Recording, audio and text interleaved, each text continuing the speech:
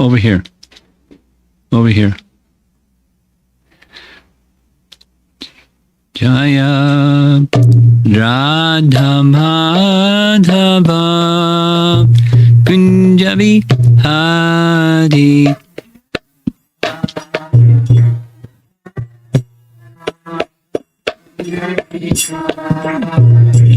Jaya Radha Madhava Kunjabi Hari.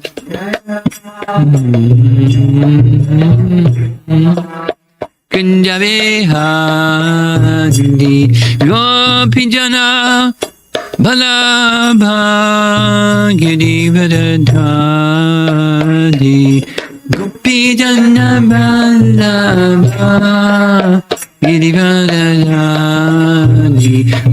Gopijana Balabha Girivardhari. Gopijana Balabha Girivardhari. Yasodanandana Brajajana Ranjana.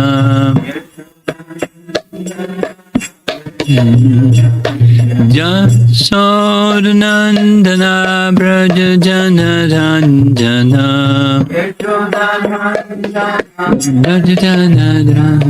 Jamuna Tira Vanapchadi. Jamuna Tira Vanapchadi.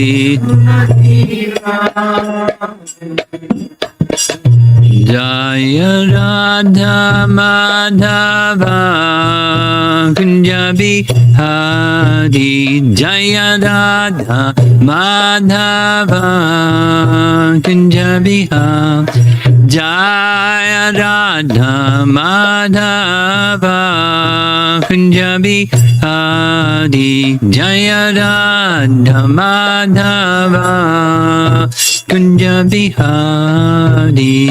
Gopijana Balabha Girivardhari. Gopijana Balabha Gopijana Balabha Girivardhari. Gopijana Balabha Girivardhari. Jasodanandana Brajajana Ranjana.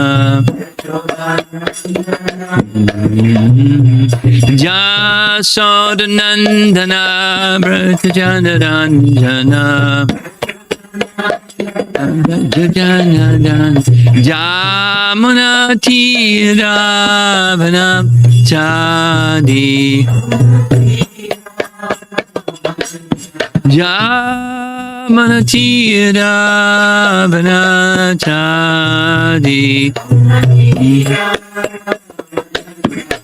Jaya Radha Madhava Kunjabi Hari. Jaya Radha Madhava Kunjabi Hari.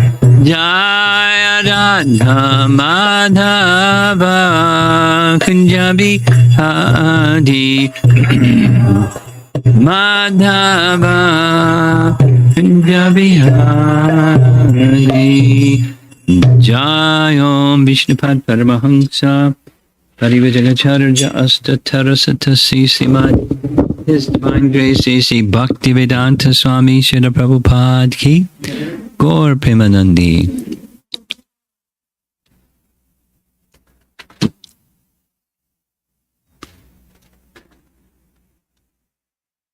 Om Namo Bhagavate Vasudevaya.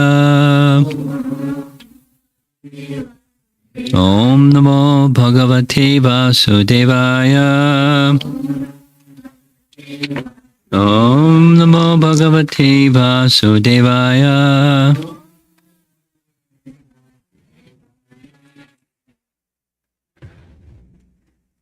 Does anybody here need a little background on who was Lord Chaitanya? You all know who is Lord Chaitanya, right? Everybody here knows. Okay. We're with Lord Chaitanya at the house of Srivas. Srivas is one of the 5 of the Pancha Tattva. Jaya Shri Krishna Chaitanya, Prabhu Nityananda, Sri Advaita, Gadadhar, Srivas, Adi Gaura Bhaktivinoda. So the house of Srivas was in Navadvip. He had 3 brothers. Srivas and his brothers were the hosts of Kirtan every evening. And in the chapter that we've been reading, the Kirtan of Lord Chaitanya at the house of Srivas was very ecstatic. Actually, the previous chapter, he would sometimes exhibit various moods of ecstatic love. Unprecedented, very amazing moods. That was the previous chapter, Sankirtana of Chaitanya Mahaprabhu in Navadvip. And then one day, he called all the devotees to come, and for 21 hours, he engaged in displaying his position as the personality of Godhead, Lord Narayani. Because generally speaking, he was demonstrating the mood of a devotee of the Supreme Lord. And as a devotee of the Supreme Lord, he was chanting Krishna's name. Now he's showing he's Krishna. Very, very interesting. And he's showing his omniscience in various ways. For example, in the early part of the chapter, his age at this time, he's somewhere between 18 and 19, something like that, years old. He was a teacher, a Sanskrit grammar teacher, and other things. And his teacher that he learned from, his name was Gangadas, kind of like the age of his father. So he called Gangadas forward in the midst of this ecstatic 21-hour exhibition of his divinity. And he told Gangadas something that happened even before he was born, that there was some word that the Muslim ruler was coming with his armies, and he was ransacking everybody, and he had a wife and some daughters. So for their protection and their safety, he went swiftly at the dead of night to the Ganges River, and he wanted to catch a boat to get to the other side, but there were no boats. And he called out loudly for the Supreme Lord, and suddenly a boat appeared and took him to the other side. And he then gave 1 coin to the boatman, because that was the standard fare, plus he gave 2 extra coins because of out of appreciation, out of the kindness of this boatman. Then Lord Chaitanya revealed, I was that boatman. I descended from Vaikuntha because you, my devotee, were in great distress, and I protected you and your family. Do you remember Gangadas? And Gangadas fainted because he hadn't told anybody about this. He was now understanding that not only the Lord was omniscient to know of something that happened so many years ago, but that he was the boatman. And he descended from Vaikuntha to protect his devotee. And there's other examples like that, very, very amazing. So this is going on, and we're in the midst of the chapter, this 21-hour exhibition of the Lord's divinity. Starting now with text 167.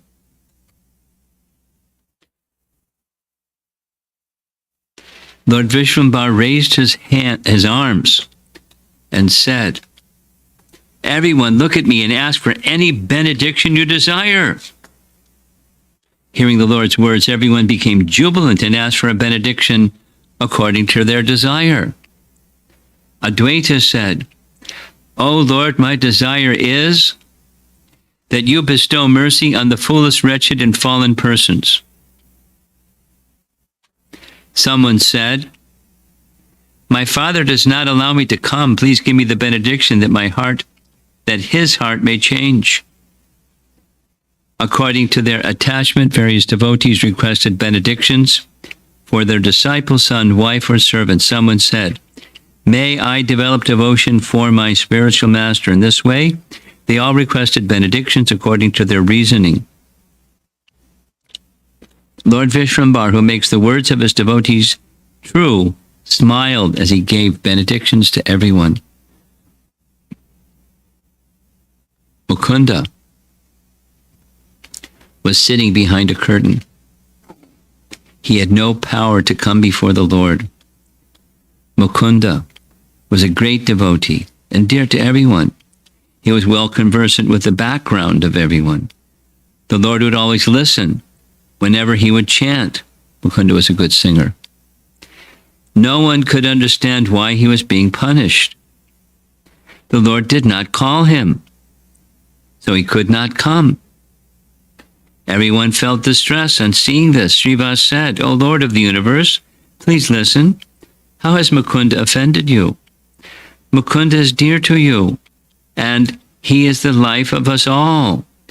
Whose heart does not melt on hearing Mukunda sing? He is attached to devotional service and is always careful, yet without seeing any fault in him, you dishonor him. If he has actually committed an offense, then punish him. But why should you neglect your servant? He cannot come before you unless you call him. Therefore, O Lord, please call him so that he can see you." The Lord replied, "Do not speak such words again. Don't ever speak to me on that fellow's behalf. You have heard before the saying, quote, sometimes he takes a straw in his hands, and sometimes he takes a stick. This applies to this fellow, yet none of you have recognized him.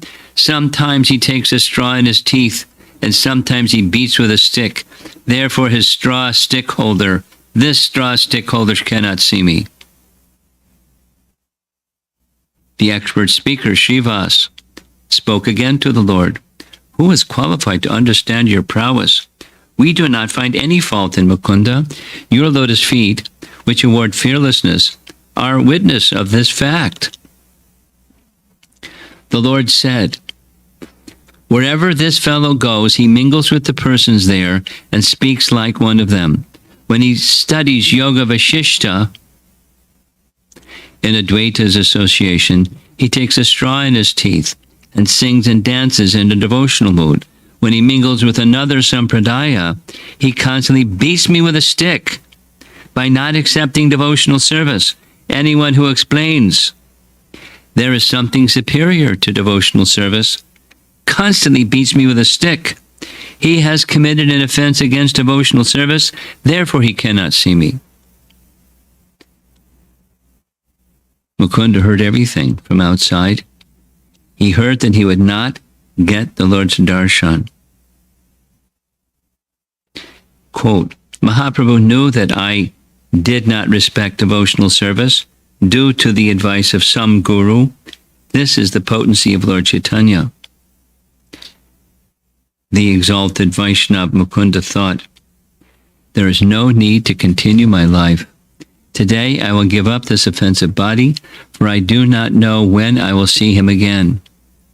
Mukunda said, "Listen, Srivas Thakur, ask the Lord when I will be able to see him." Mukunda then shed incessant tears, and all the devotees also began to cry on seeing Mukunda's distress.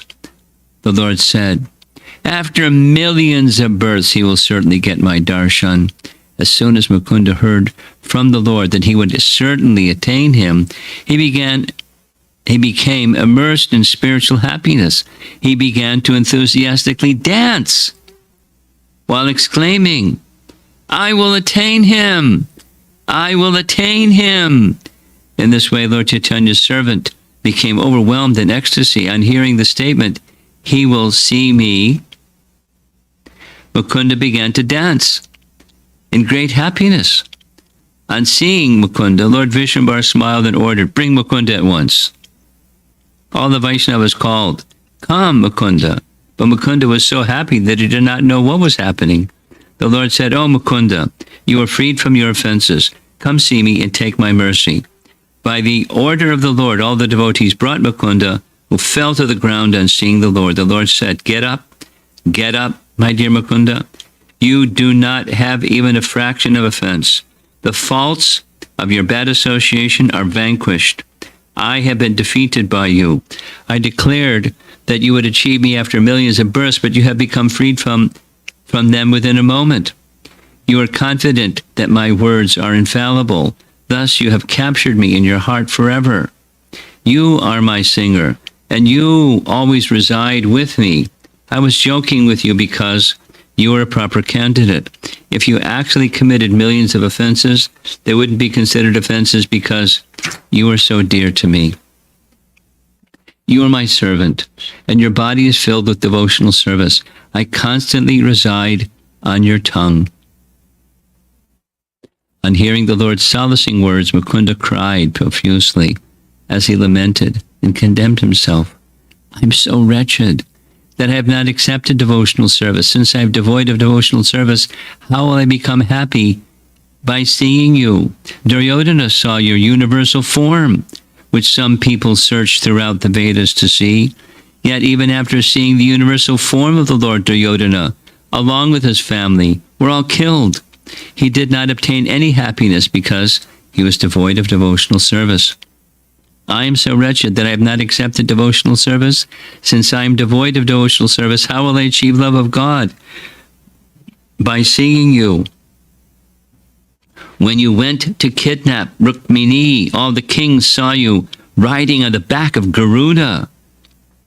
During the Abhishek named Raja Rajeshwara, all the kings saw your effulgent form. In the city of Vidarbha, you manifested your form that personalities like Lord Brahma desire to see. In spite of seeing your form, all those kings were killed. They could not achieve any happiness because they were devoid of devotional service. In your boar form, as the personification of sacrifice, you once entered into the water and held the vast earth on your tusks. The demigods desire to see that form of yours.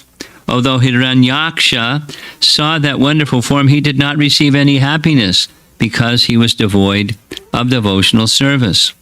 His brother, Hiranyakashipu, also saw a wonderful and most confidential manifestation of the Lord, who resides in the heart of Sri Kamala, Lakshmi. This wonderful form is renowned in the three worlds as Nrsingadev. Yet even after seeing that form, Hiranyakashipu was killed because he was devoid of devotional service.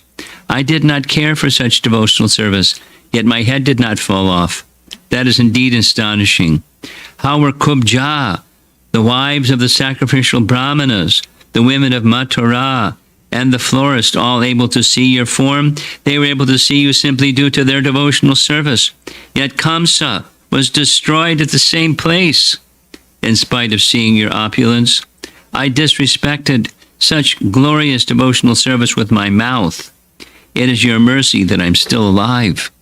The most powerful Ananta effortlessly holds innumerable universes by the influence of this devotional service. He is so intoxicated by chanting your glories that he does not even notice the universes that are resting like a drop on one of his thousands of hoods. Ananta independently maintains everyone. This is possible by the influence of his devotional service. I am so sinful that I did not accept such devotional service. Therefore, I will not achieve the goal of life, even after unlimited births. On the strength of devotional service, Shankara became the husband of Gauri. And on the strength of devotional service, Narada became the greatest among sages. After compiling many scriptures dealing with Vedic religious principles and yoga, Vyasadeva did not feel any satisfaction at heart. The cause of his dissatisfaction was due to the fault of describing devotional service too briefly in the course of his elaborate presentation of the most confidential knowledge. On the instructions of Narada, he elaborately described devotional service. Then his distress was vanquished, and he delivered the entire world. I am an insignificant creature, for I have not accepted such devotional service, so what power do I have to see you? The great servant Mukunda raised his arms and cried. He breathed so heavily that his body began to shake. Mukunda was by nature an unalloyed devotee. How can I describe the extent of his glories? He is counted among the dear associates of Lord Chaitanya. On seeing Mukunda's lamentation, Lord Vishwambar became somewhat embarrassed and spoke to him as follows. Mukunda, your devotional service is very pleasing to me. I personally manifest wherever you sing. Whatever you have said is indeed true, for one cannot achieve perfection without devotional service, even if he sees me face to face. You are very dear to me. I'm telling you the truth. Who has the power to nullify the various duties and their concomitant results I have prescribed in the Vedas? It is I alone who can change these, for my authority is beyond all rules and regulations. I have established the fact that no activity is fruitful without devotional service.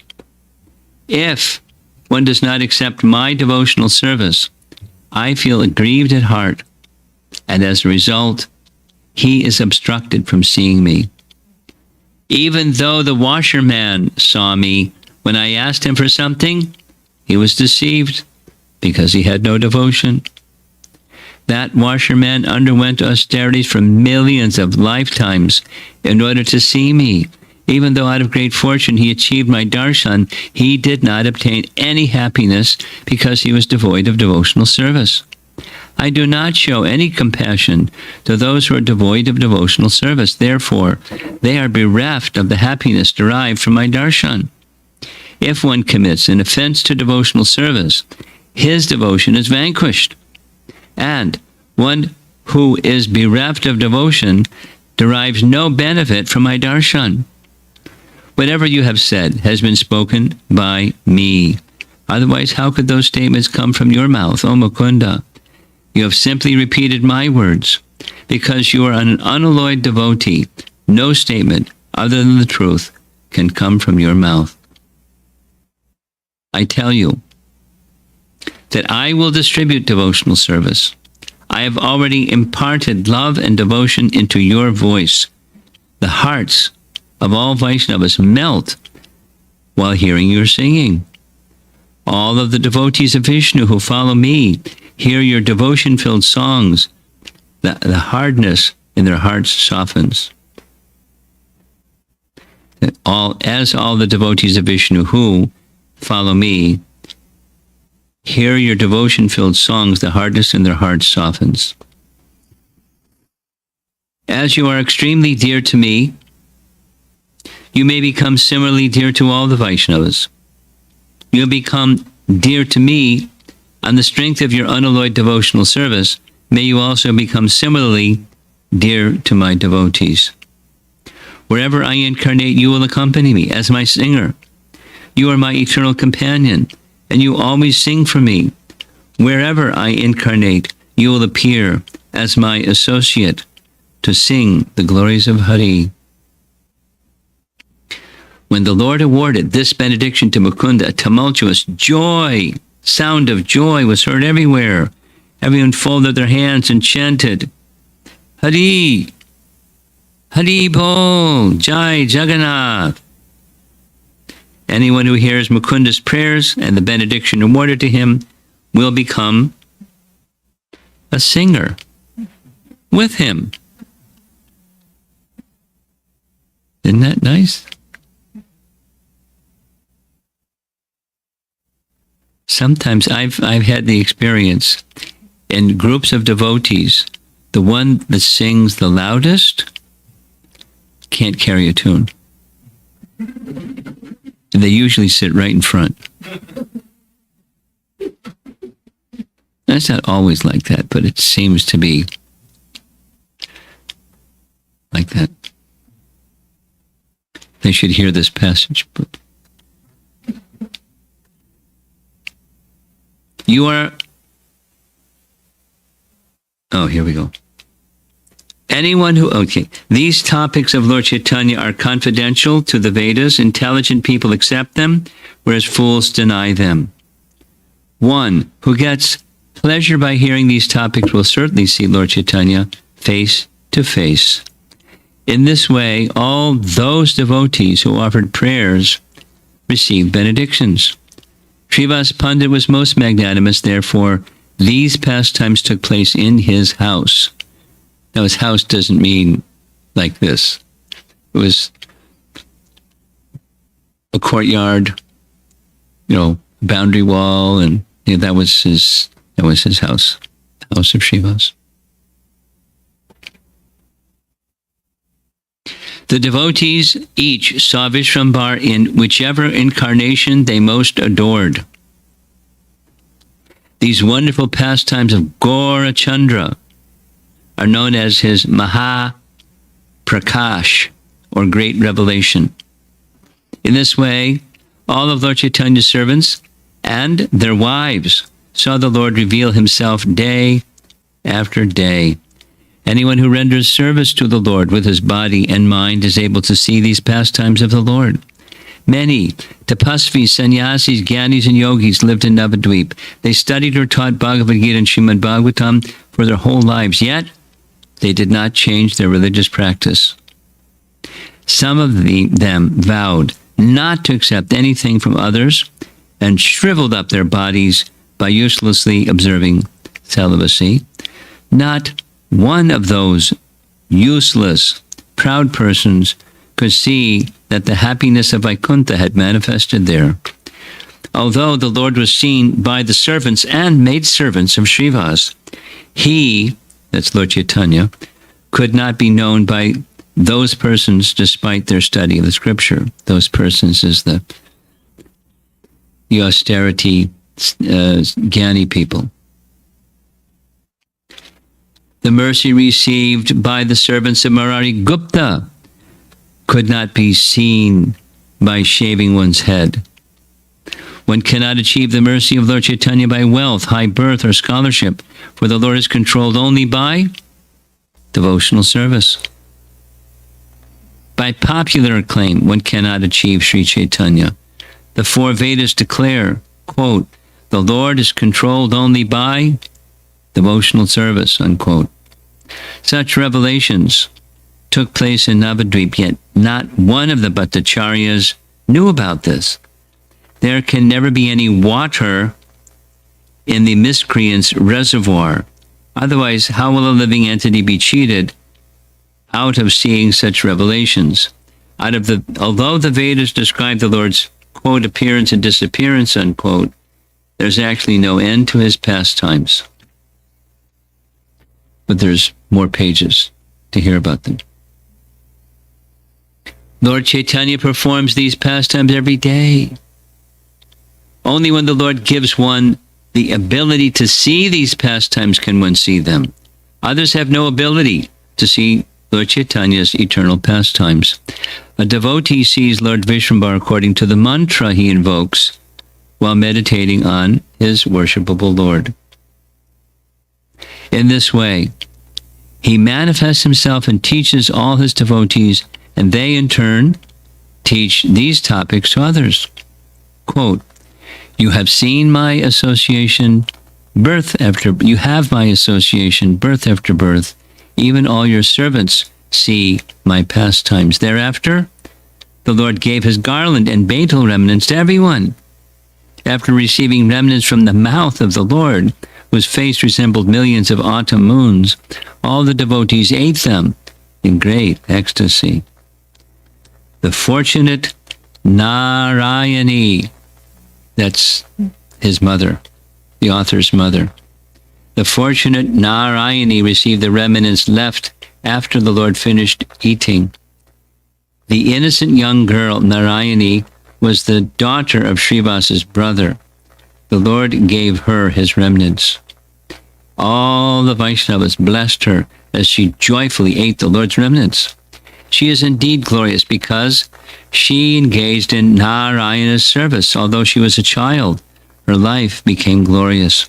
After she ate the Lord's remnants, the Lord ordered her, "Oh, Narayani, let me hear you cry in ecstasy for Krishna." This is the second time this happened.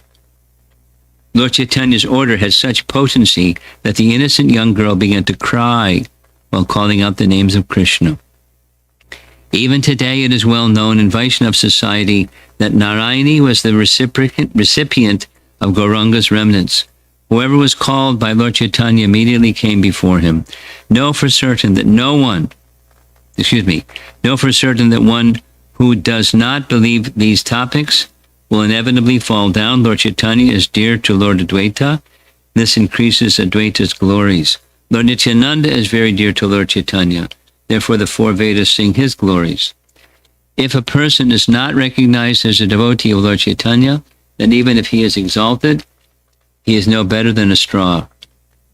Nityananda declared, quote, "I am a servant of Lord Chaitanya," unquote. Day or night, he did not say anything to the contrary. By his mercy, one attains attachment for Lord Chaitanya.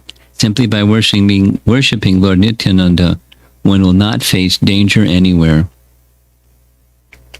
Sri Gaurasundara is the Lord of my Lord. Meaning, the author, Vrindavan Das, had received Diksha from Lord Nityananda, so that's his Lord, and Chaitanya is the Lord of his Lord. I always keep this conviction in my heart. Oh, Lord Gaurachandra, please allow me to serve the lotus feet of Nityananda Prabhu, who, as Anantashesh, holds all the universes on his heads. I sing the glories of Lord Chaitanya for the pleasure of Balaram. Lord Balaram is always engaged in the welfare of the world. Nitai, that's Nityananda, does not know anything other than the service of Lord Chaitanya. He always distributes the service of Lord Chaitanya to others. By the mercy of Nityananda, one can know Gaurachandra and understand the science of devotional service. Lord Nityananda is dear to all the Vaishnavas, for they achieve the platform of devotional service by his mercy. If a person somehow or other disrespects Nityananda, then Lord Chaitanya himself declares he is ruined. Even the original Lord, great yogi, controller, topmost Vaishnava, does not know the limit of Nityananda's glories. One who chants the names of Krishna without blaspheming anyone will easily conquer the unconquerable. Lord Chaitanya, all the scriptures declare, quote, "Nothing is achieved through blasphemy," unquote. Bhagavad Dharma teaches one to offer respects to others. And the topics of Madhya are just like nectar. That's this middle section of Chaitanya Bhagavata. Yet the atheists consider them as bitter as nimba. If someone considers the taste of sugar candy to be bitter, that is his misfortune, for sugar candy never loses its sweetness. In the same way, one does not feel happy hearing One does not feel happy hearing the blissful glories of Lord Chaitanya only due to his misfortune. 4 more verses. Know that if even a sannyasi does not accept Gaurachandra, then that crooked person remains blind birth after birth. Even if a bird chants Lord Chaitanya's name, it will certainly attain Lord Chaitanya's abode. All glories to Gaurachandra, who is the life of Nityananda. May your Nityananda be my life and wealth. I offer my respectful obeisances at the feet of those with whom you enjoyed pastimes. Accepting Sri Chaitanya and Nityananda Prabhu as my life and soul, I, Vrindavan Das, sing the glories of their lotus feet. Well, a different literature. Okay. Different literature. A little different than your Bhagavad Gita class.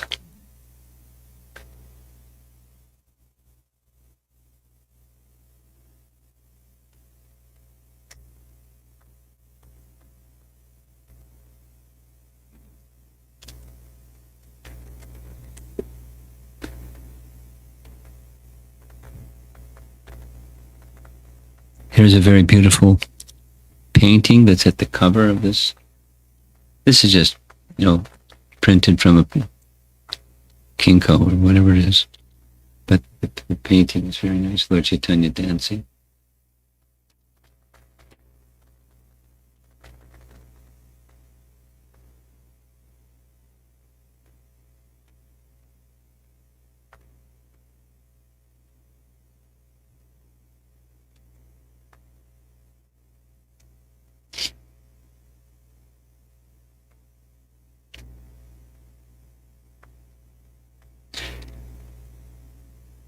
Through the Sankirtana of Chaitanya Mahaprabhu, he wanted to and practically did establish the blissful exchanges that take place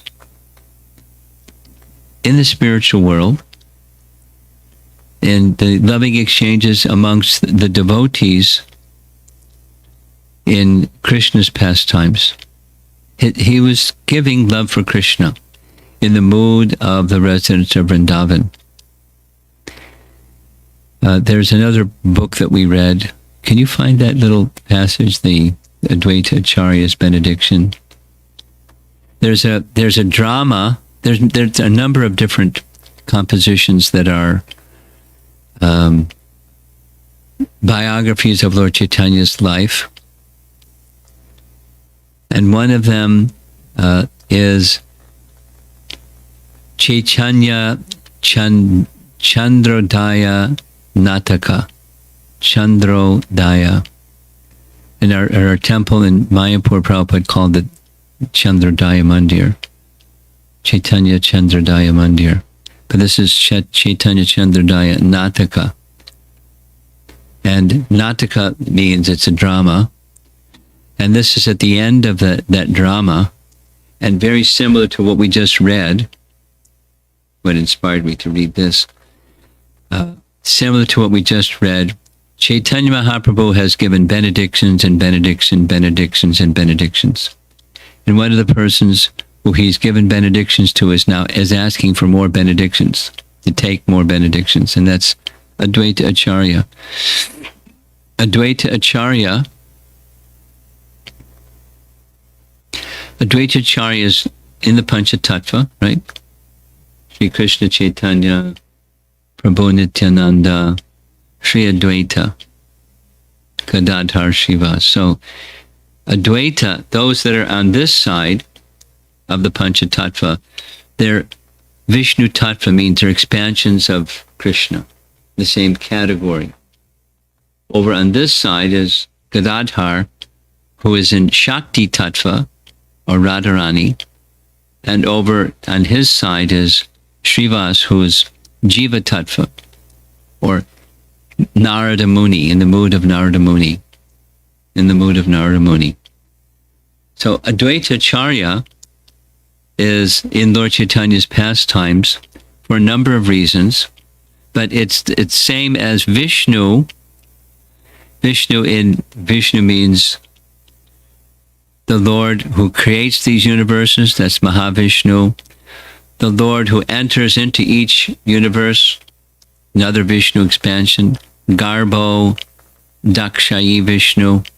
And then that Vishnu expands into the heart of every living entity and within every atom of creation.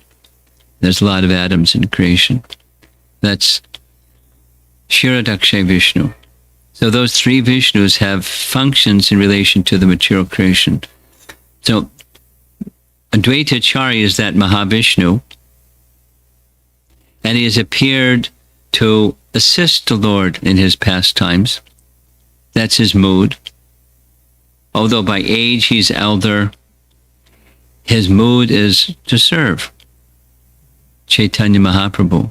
So at the end of this, the very last chapter of this other biography, Lord Chaitanya is asking, again and again, take some benediction. And I'll read. Advaita says, what more can I ask? You've already given these things, those things, the other things. finally, what I do want, I'll ask to have whatever that my future births are. I want the association of your devotees. I'll read. And then what Lord Chaitanya says is really very special. It applies to all of us. And not just those of us in the room. Anyone from any spiritual discipline or practice. Kavi Karnapur is the author. Advaita, what more may you do to please me? O Lord, you have revealed the most confidential pastimes of Lord Krishna. You have crushed the age of Kali, and you have described the secret meaning of devotional service in pure love of Krishna. You have brought all auspiciousness to the devotees expert at relishing the mellows of transcendental pastimes. You have openly revealed the ecstatic, pure devotional love felt by Sri Radha, the crest jewel of all the gopis. I do have one request. I think material piety, economic development, and sense gratification worthless and insignificant. I don't want impersonal liberation. I want only that in the next life I may have the association of your devotees.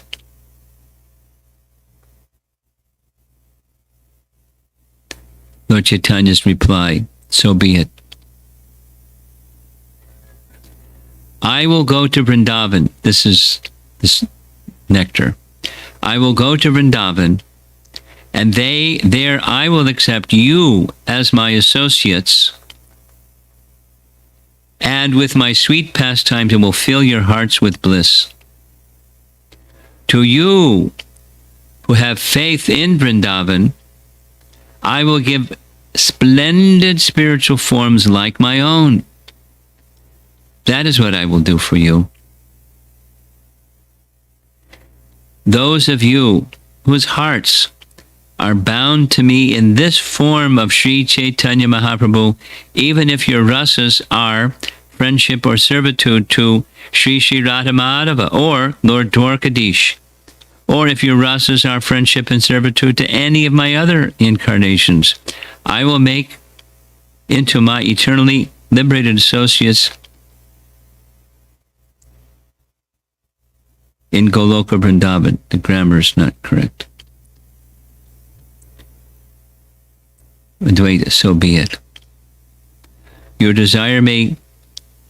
By your desire, you may give us all different eternal forms and different eternal residences. We will eternally remember your wonderful transcendental pastimes. So, part of what that means is found in Chaitanya Charitamrita, and that is the mood in Vaikuntha is what? It's awe and reverence. The opulences of the Supreme Lord in Vaikuntha are unlimited, and it's awe and veneration, or Shantaras, or servitude. So in the mood of servitude, so that some serve the Supreme Lord in that mood of servitude, and they enter into the region of Vaikuntha, and the forms of the Lord in Vaikuntha are the same as the forms of the Lord that appear in this world: Varaha, Nrsimha, Varaha, etc., Kurma, or Narayan, or any of those. So whatever your awe and veneration worship is, if one becomes these two things, becomes attached to Vrindavan and attached to the form of Lord Chaitanya, he'll take you to his eternal abode in Vrindavan and give you spiritual forms that are like his. That is, the Sankirtana of Chaitanya Mahaprabhu goes on eternally in the spiritual world. Now, that's very broad. So it's important, part of what we're doing here, circling back to these pastimes are quite amazing, but by hearing them, there's some attraction. They're very, very sweet, although we may not understand them. They're very, very sweet. And, he's extending unlimited, no boundaries. What benedictions do you want? You name it, it's yours. So the attachments people may have may be material, and he's lifting them to attachment to him, and by attachment to him, to the spiritual world, to Krishna's abode, Vrindavan, Krishna's eternal abode. That's Lord Chaitanya's gift. And that's the gift that we have received through the chanting of the Hare Krishna Maha Mantra. You may know this, but the chanting of Hare Krishna Maha Mantra existed before Lord Chaitanya popularized it. Here's one example. One example is the followers of Madhvacharya in Udupi. Of the various mantras that they chant, Hare Krishna mantra is one of their mantras. Now, they don't have that mood of love as the residents of Vrindavan have toward Krishna. It's Aishvarya. It's pure bhakti, but it's not the mood of Vrindavan. By becoming attached to Lord Chaitanya, that mood of Vrindavan, love for Krishna, is passed on. Or you may not, feel it or see it happening or something like that. It's that potency is there, and that's the love of God that He wants to give. It's very amazing. It's very, very amazing.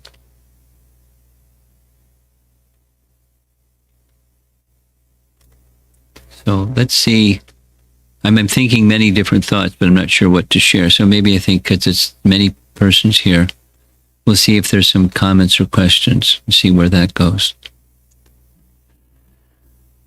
All the way in the back.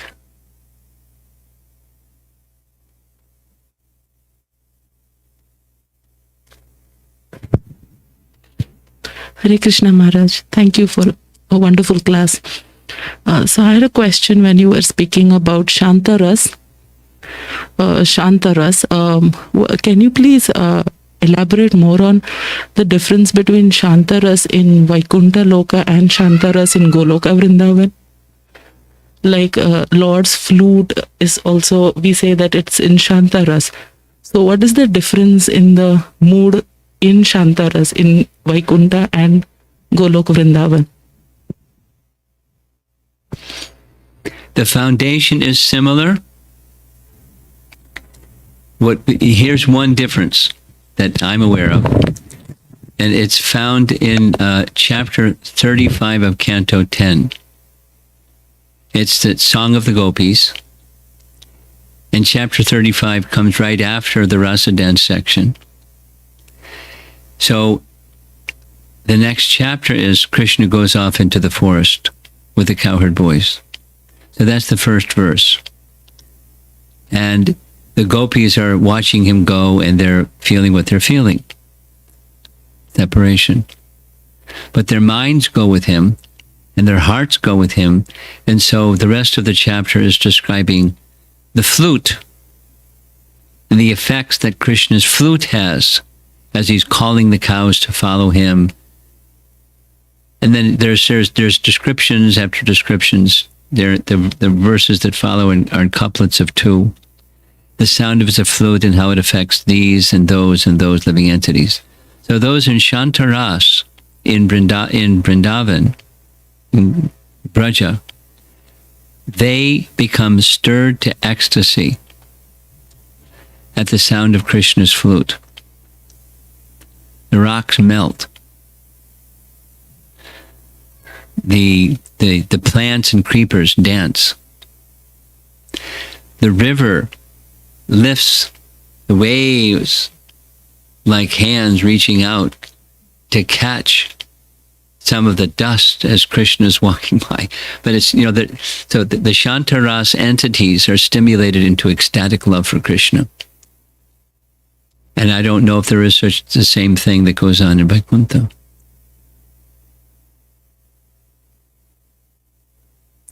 There's probably some other explanations, but that's one that I'm familiar with.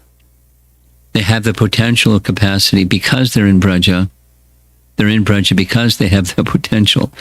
And there it gets stimulated by Krishna's presence. Particularly his flute and the particles of dust from his lotus feet. As well as you can say the dust from his associates.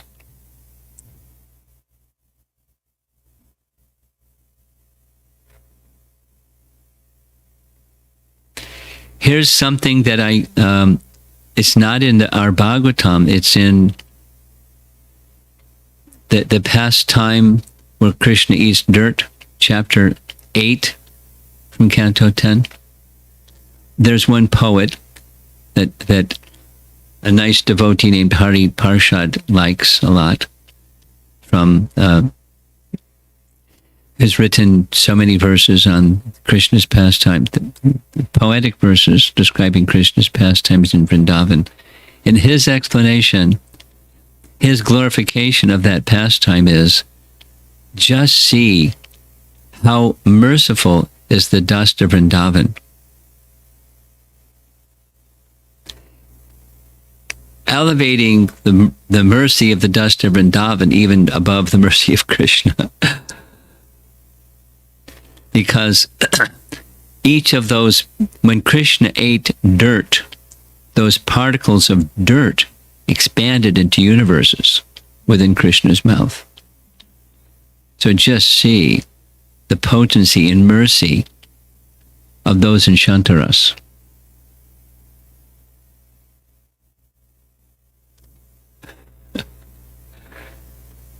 A poetic expression, at least. Okay, anything else? We have a room full of people. There must be some other thoughts, comments, appreciations, questions up front here.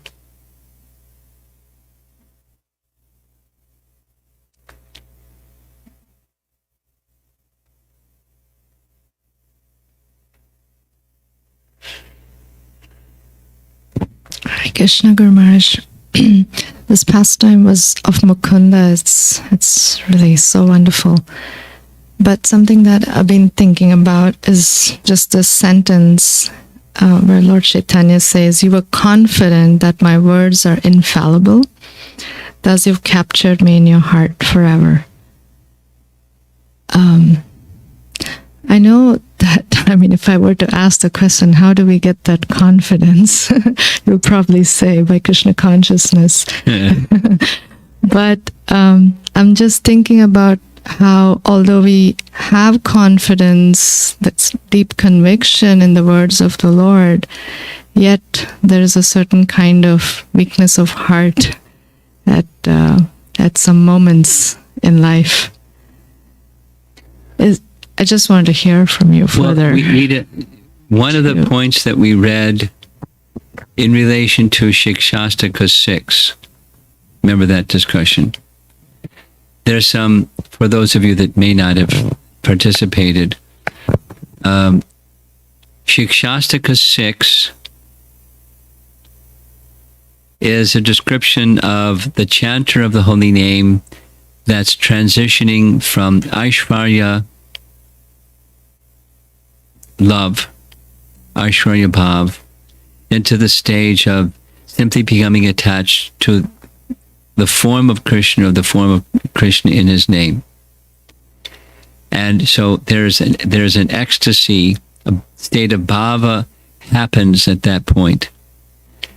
And Shikshastaka 6 is the transition between bhava and prema bhakti.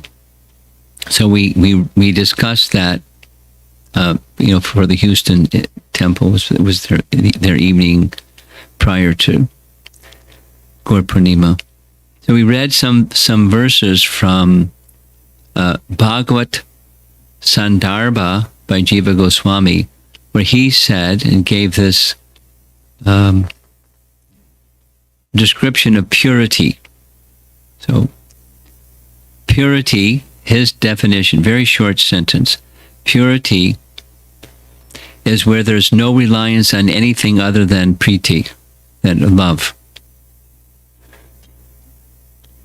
So that what Lord Chaitanya is saying to Mukunda is, you've attained love for me.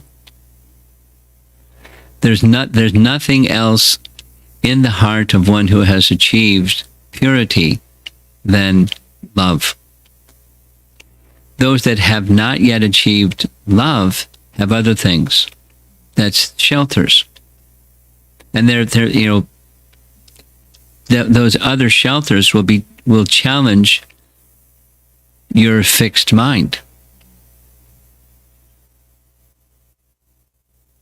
You say it either way. Your mind will become attracted to those things that are temporary to the degree there's not purity. To the degree there's purity, there's only one shelter.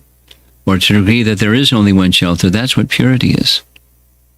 So how do we get there? Well, we follow the path of purification. And the path of purification has these two main parts, effort and mercy. And its effort alone isn't sufficient. Effort alone is necessary, but not sufficient. There's a mathematical necessary, but not sufficient. You learned that in math. Necessary, but not sufficient. And then effort and effort and effort and effort, and mercy and mercy. So the combination of the two. And the mercy, where does mercy come from? For those that are carrying mercy. The distributors of Lord Chaitanya's mercy give us that mercy. We need sadhu sangha. We need to get to that place where Mukunda had reached, where just by absolute faith in the words of Lord Chaitanya, then that's it. It's going to be because he said. Like Lord Chaitanya said. So one of the things that Lord Chaitanya said, for example, is the chanting of the holy name will be heard in every town and village. So now what are we supposed to do about that? Stay home. Or go out and, see that in at least some towns and some villages, because we're servants, and then we get mercy. Because we have faith in the words of Lord Chaitanya. Like one of the persons requests, let me have faith in my spiritual master. Because you have faith in the spiritual master, you have faith in Lord Chaitanya. Because that's what the spiritual master gives you faith in, or faith in Krishna, however you want to say. So, by sadhu sangha, which is a big package, there's many, you unpack sadhu sangha, there's lots of things inside that package. But through sadhu sangha, service to the Vaishnavas, what's that nice verse? There's a conventional verse. I should learn that verse. Nam Sankirtan, Vaishnav Seva, and what's the other one? Forget the other. Anyway, we follow take these essential things that are given to us by Lord Chaitanya, and that's how we get mercy. We need the association of elevated Vaishnavas and the elevated Vaishnavas to get there. We need to respect those that are carrying Krishna Bhakti. And so forth. We follow the procedures given by Lord Chaitanya and get that mercy and make very careful efforts up to the point where there isn't anything else but that stage of love for Krishna, wanting to serve him exclusively. Then there's that implicit faith that Mukunda had achieved, which Lord Chaitanya was recognizing. So your question is how to get there. Effort and mercy. And connect with those things that deliver purity. Okay. Yeah. Yeah. Say, do you have it? Yeah. Jivadaya Nama Jivadaya. Okay. Hare Krishna Guru Maharaj. Thank you so much for this wonderful talk. We know that Krishna's name and form are no different, but Krishna has many names. And when we go to a particular pilgrimage, When you go to a particular, a different specific place of pilgrimage, or what do we say? place of pilgrimage. Yeah, Okay. sorry for that one. So we go to witness a specific form of the Lord. That's- Like if we go to Dwarka, then Dwarkades versus if you go Jagannath. My question is that if we go to a particular place, should we follow the what do you say, the ritual of that place? Like Oh, yeah. when we go to Tirupati, we say Govinda, Govinda verses. Yeah. And in your, if you're an elevated follower of Chaitanya Mahaprabhu, you'll see that form as a form of a manifestation of the original form. So you follow the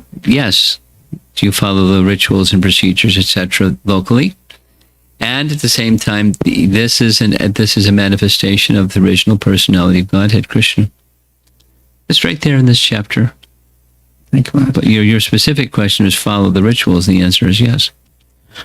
Just an extension to similar kind of things. So same Hare Krishna Mahamantra in different parts of India has been glorified in a different way, Yes. especially from the part that I come, which is border of Bengal and Odisha.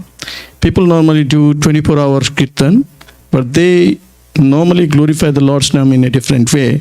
Hare Krishna, Hare Ram, Nitai Gaur Radhe Shyam. That's different. That's the way. So You hit my button. This Nitai Gaur Radhe Shyam is the procedure of calling Lord's name that Bhakti Siddhanta Saraswati Thakur took particular exception to. Residing in Puri for some time was Bhaktivinoda Thakur. After he had completed his service as a magistrate, he was residing near the Samadhi of Haridas Thakur. Bhakti Bhavan is the place. In the place where Haridas Thakur's Samadhi is, there was a Babaji. And that Babaji did two things. He invented this mantra. And he then had his chief disciple perform, dress as a gopi to practice being a gopi. Something like that. I mean, there's more detail, but that's the essence. And Bhaktisiddhanta challenged him. This particular mantra that you just recited, he said, is filled with rasa abhas. And he explained it. And he confronted him. Now, this Babaji was a popular fellow. And it created a big stir. So, that's at that time, Bhaktivinoda Thakur recommended that you should just go to Mayapur and chant the Hare Krishna Mahamantra for some time. Because it was like, it's going to get violent. Now, what you say is true. Today, I've been to places where they still chant that mantra, and that's where it comes from. And it's a rasa abhas mantra. It's made up. It's not from scripture. It's made up by this Babaji. And he popularized it. And it, continued over generations. It's a long time for some mantra to continue. It was popular. The Hare Krishna Mahamantra is found directly in the Upanishads and chanted by Lord Chaitanya.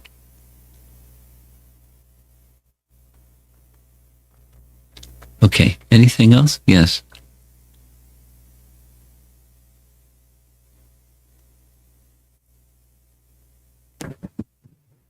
Thank you, Guru Maharaj, for a wonderful class. This question came from our group. We every Tuesday read Chaitanya Bhagavata under Bahari Prabhuji's guidance.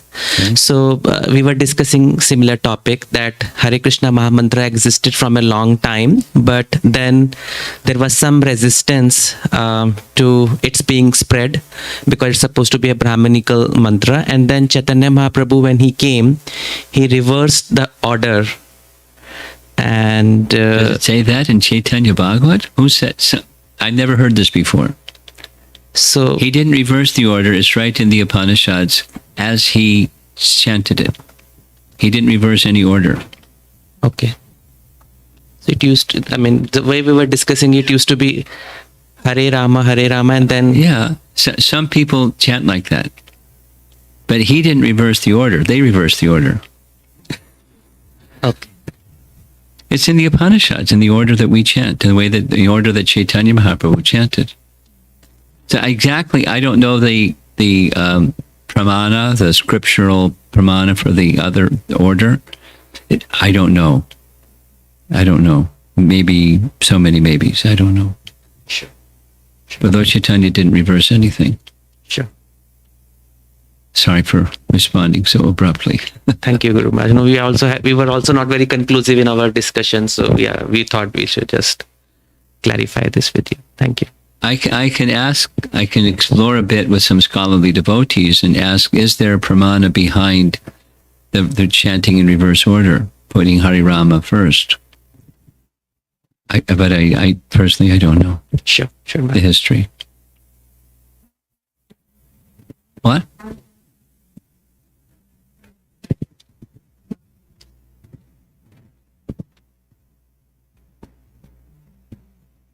You see if you can find it, but I've never heard. Did Lord Chaitanya? It's because it's right in the Upanishads. How did he reverse anything?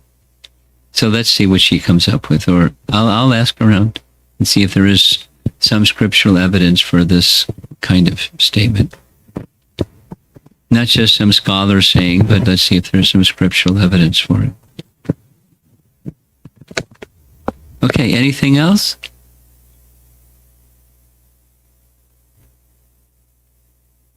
Do we have anything online? We have something online.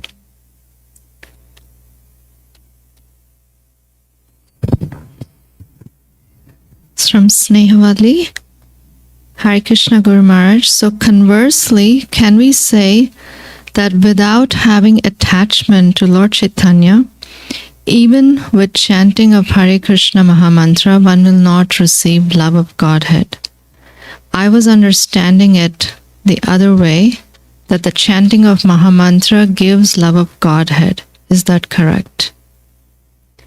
The chanting of Hare Krishna mantra gives love of Godhead, and the particular form of love of Godhead as found in Vrindavan comes through the associates of Ragatmikas. That's Rupa Goswami's teaching, and similarly Lord Chaitanya's teaching.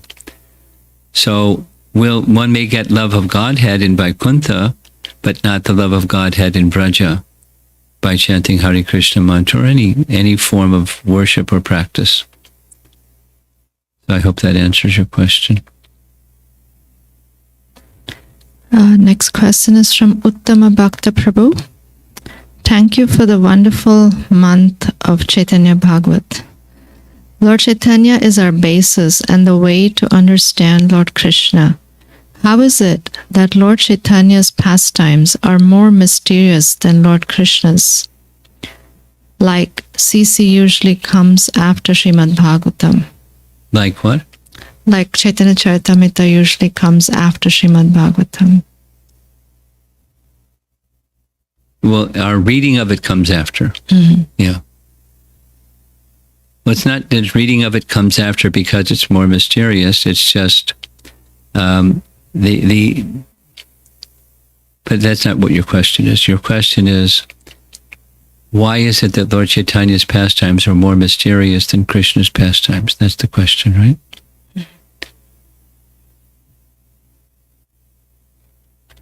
Well, Krishna is Krishna and Radha is Radha. They have pastimes together, and Lord Chaitanya is Radha and Krishna having pastimes of the Supreme Lord in the mood of Radharani.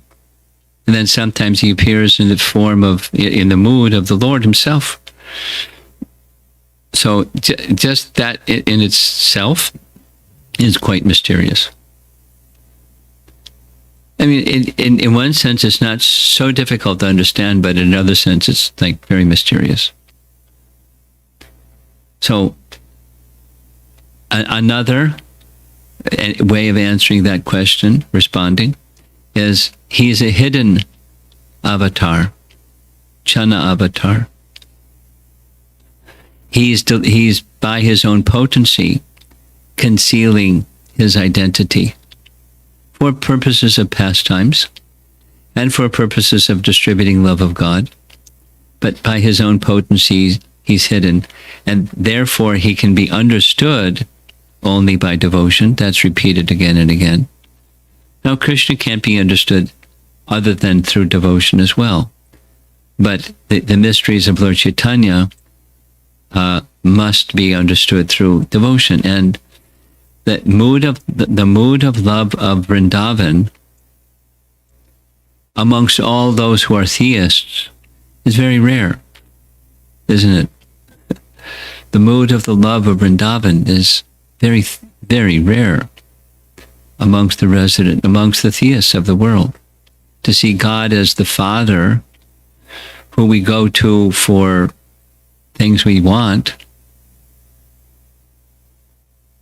praying to God for something we want because he's the Almighty and he supplies what we want and need. So that's far more common than the mood of love of seeing Krishna as one's friend or one's child, or all the intimacy of the love of the residents of Vrindavan. And that Lord Chaitanya is demonstrating that adds to the mystery.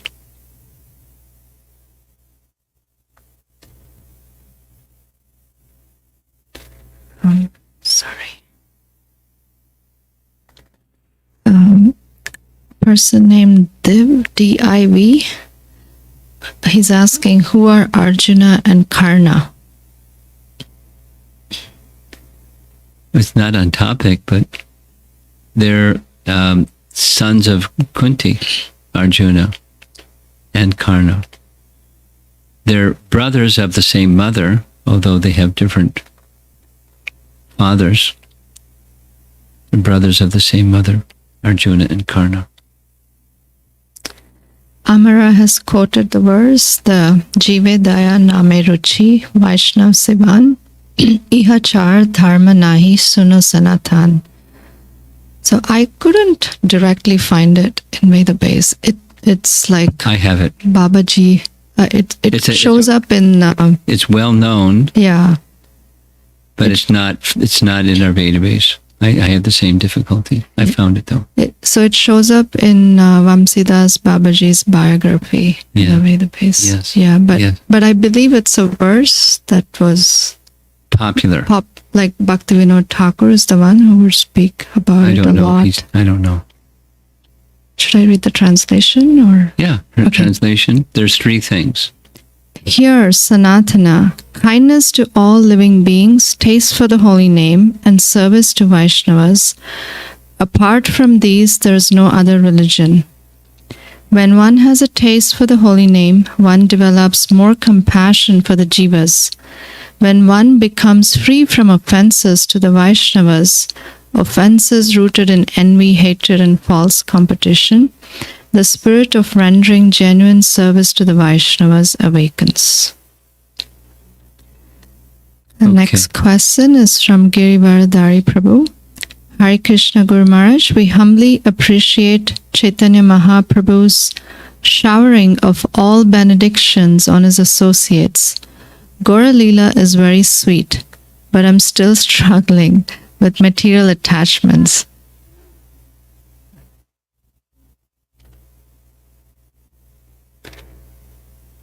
Keep going. Go ahead. That's it. Anything else in the room?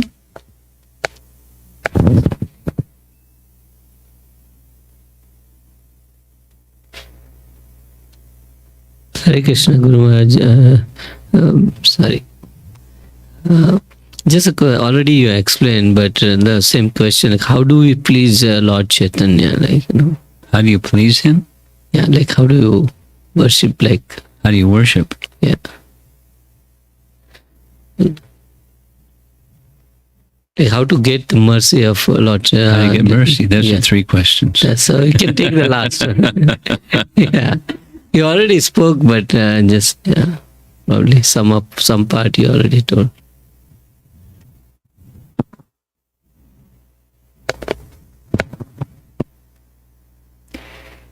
Well, you can say this. You can please him by becoming a follower of Rupa Goswami, because Rupa Goswami will teach you how to please him. And it starts with, the processes of Bhakti Shravanam Kirtanam, and done in a manner that the practice, the cultivation, the sadhana practices Rupa Goswami has given.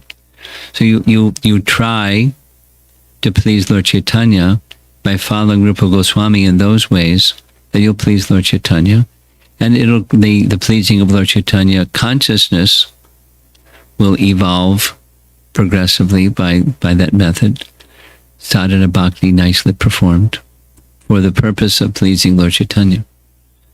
And gradually, the evolving will come.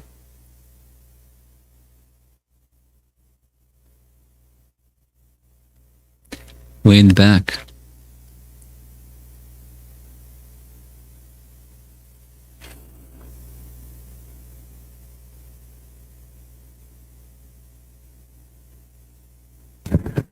Hare Krishna, Guru Maharaj. Thank you so much for this giving a continuous stream of nectar. I have a problem in identifying Chaitanya Mahaprabhu as Krishna and also seeing Krishna separate from him in a different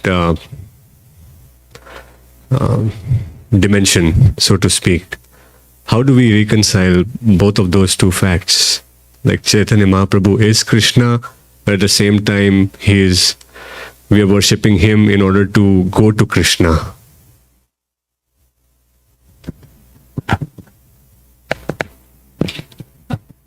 Well, I'm having difficulty responding because I don't have a difficulty.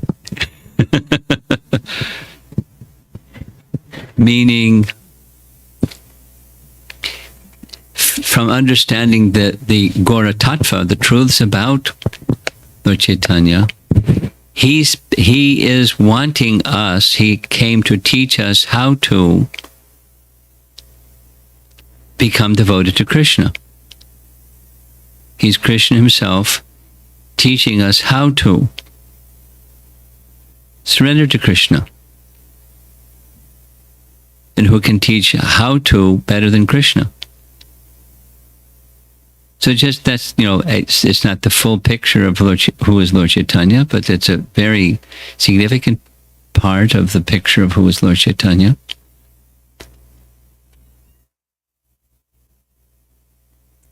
He's teaching us how to love Krishna, how to surrender to Krishna, how to make Krishna our life and soul. So is Krishna doing that? So it's not a reconciling, it's just who Lord Chaitanya is.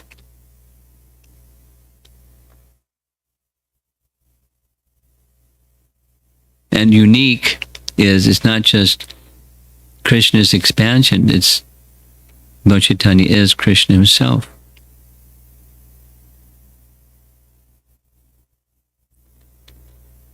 I mean, just taking what you said, and there's 2 examples, minimum, 2 examples when Lord Chaitanya was in Puri and he was passing by the Chatak Parvat. He saw Chatak Parvat, sand dune, as Govardhan Hill.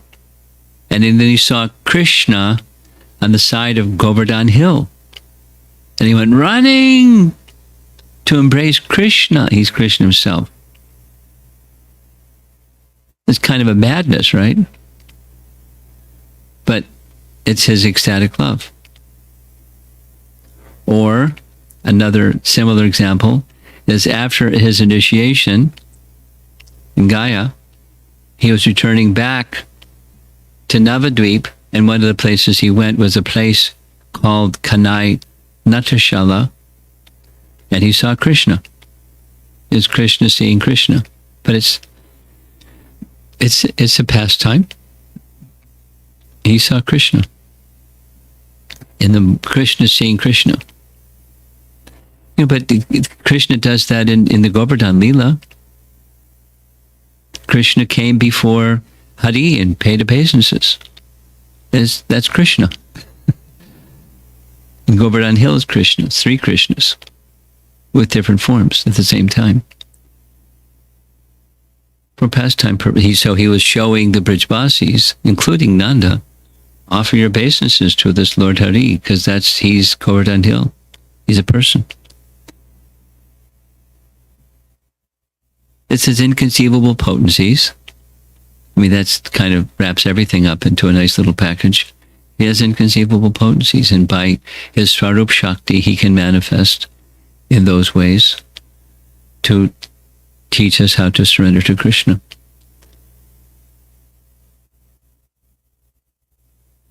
Behind you?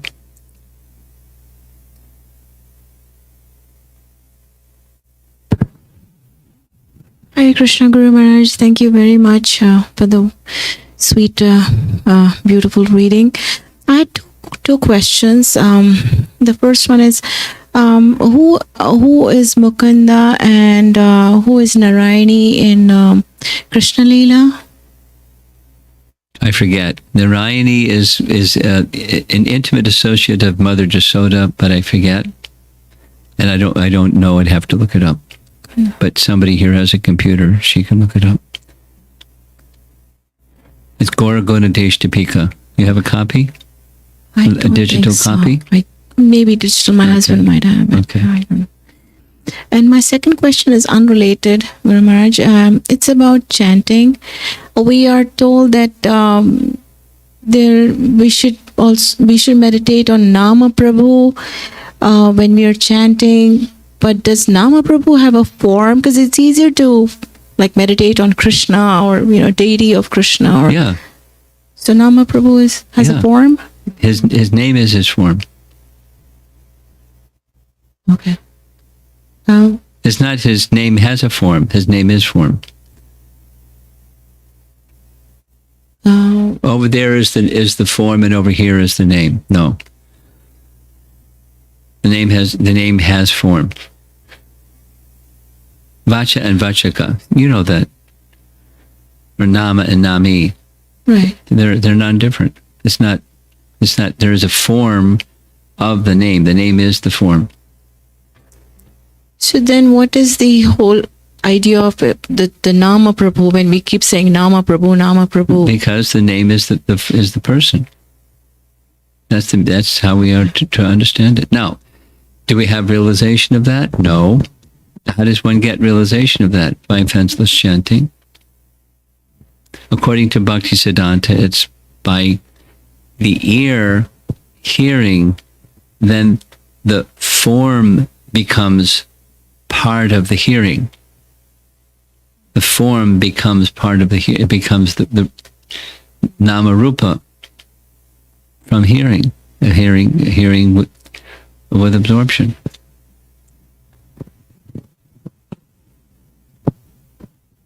Okay.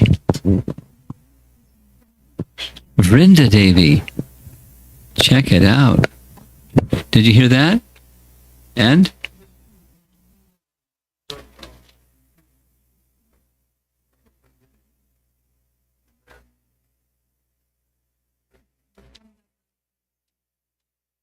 Mukunda Datta and is not Mukunda Das. So let's not have conflict here.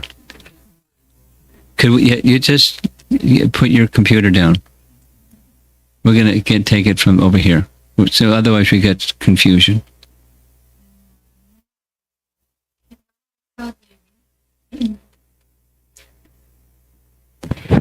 Kilambika. Kilambika Devi, who had been Ambika's sister in Vraja, and who had been accustomed to eating the remnants of foodstuffs eaten by Lord Krishna, appeared during Lord Chaitanya's pastimes as Narayani Devi. Yeah.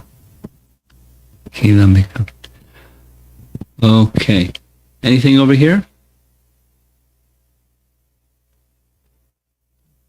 One more question behind you, and that's it.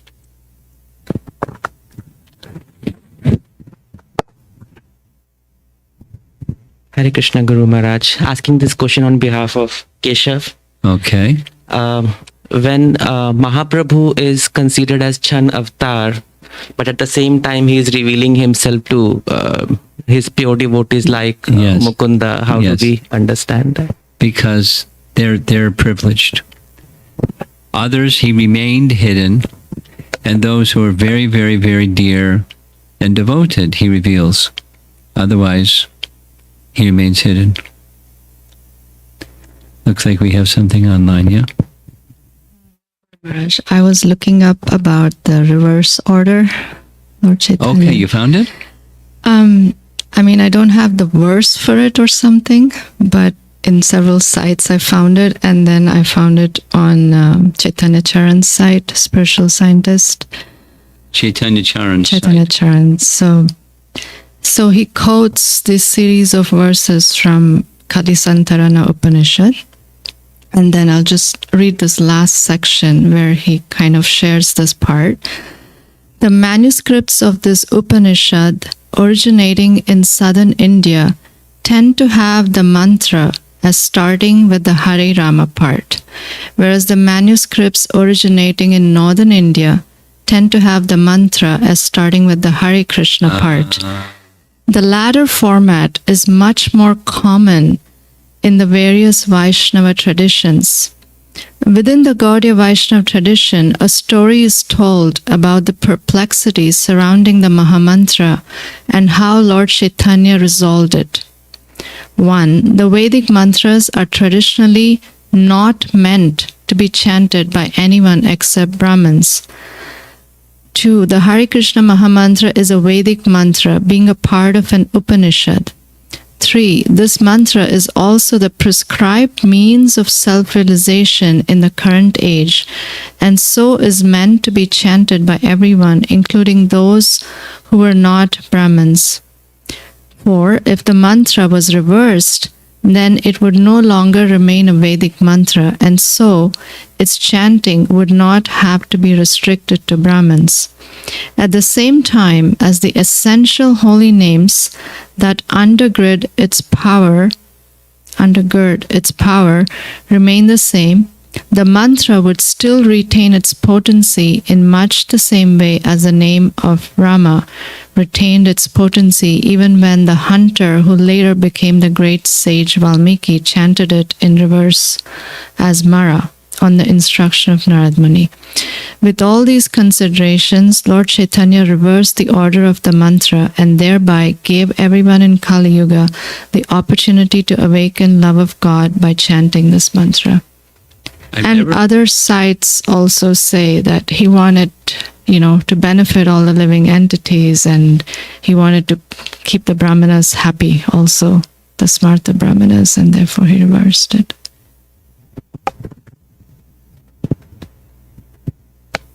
I've never heard this explanation before, and it's going to take me a while to accept it. And I may not accept it.